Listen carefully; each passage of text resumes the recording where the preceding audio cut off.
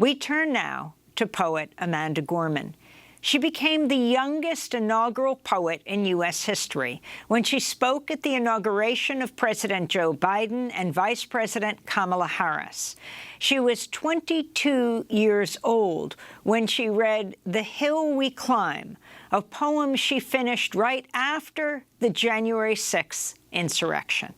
This is Amanda Gorman. Mr. President, Dr. Biden, Madam Vice President, Mr. Emhoff, Americans, and the world. When day comes, we ask ourselves, where can we find light in this never-ending shade? The loss we carry, a sea we must wade. We've braved the belly of the beast. We've learned that quiet isn't always peace, and the norms and notions of what just isn't always just is. And yet the dawn is ours before we knew it. Somehow we do it. Somehow we've weathered and witnessed a nation that isn't broken, but simply unfinished. We, the successors of a country and a time where a skinny black girl descended from slaves and raised by a single mother can dream of becoming president, only to find herself reciting for one. And yes, we are far from polished, far from pristine, but that doesn't mean we are striving to form a union that is perfect. We are striving to forge our union with purpose, to compose a country committed to all cultures, colors, characters, and conditions of man. And so we lift our gaze not to what stands between us, but what stands before us. We close the divide because we know to put our future first, we must first put our differences aside. We lay down our arms so we can reach out our arms to one another. We seek harm to none and harmony for all. Let the globe, if nothing else, say this is true. That even as we grieved, we grew, that even as we hurt, we hoped, that even as we tired, we tried, that we'll forever be tied together, victorious, not because we will never again know defeat, but because we will never again sow division. Scripture tells us to envision that everyone shall sit under their own vine and fig tree, and no one shall make them afraid.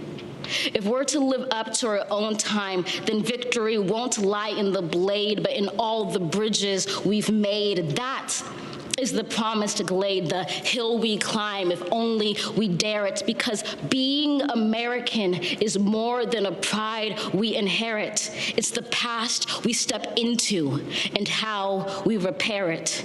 We've seen a force that would shatter our nation rather than share it, would destroy our country if it meant delaying democracy. And this effort very nearly succeeded. But while democracy can be periodically delayed, it can never be permanently defeated. In this truth, in this faith we trust, for while we have our eyes on the future, history has its eyes on us. This is the era of just redemption. We feared it in its inception. We did not feel prepared to be the heirs of such a terrifying hour, but within it we found the power to author a new chapter, to offer hope and laughter to ourselves. So, while once we asked, how could we possibly prevail over catastrophe?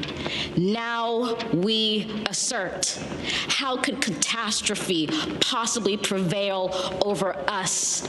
We will not march back to what was, but move to what shall be, a country that is bruised but whole, benevolent but bold, fierce and free. We will not be turned around or interrupted by intimidation, because we know our inaction and inertia will be the inheritance of the next generation. Our blunders become their burdens. But one thing is certain: If we merge mercy with might and might with right, then love becomes our legacy and change our children's birthright.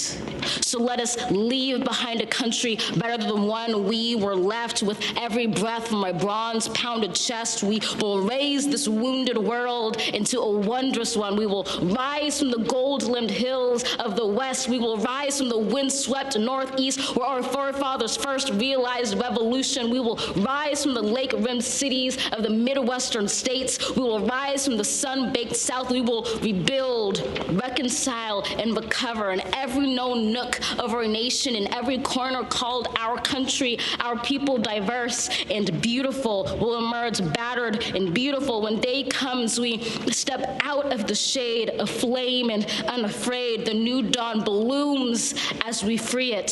For there is always light if only we're brave enough to see it, if only we're brave enough to be it.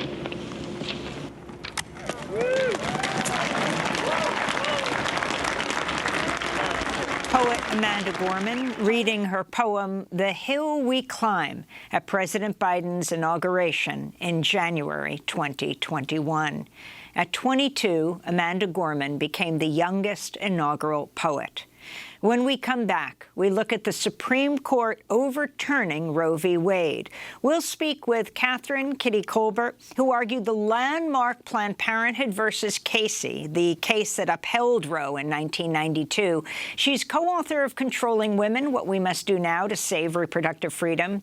And we'll speak with California law professor Michelle Goodwin, author of Policing the Womb, Invisible Women and the Criminalization of Motherhood. Stay with us.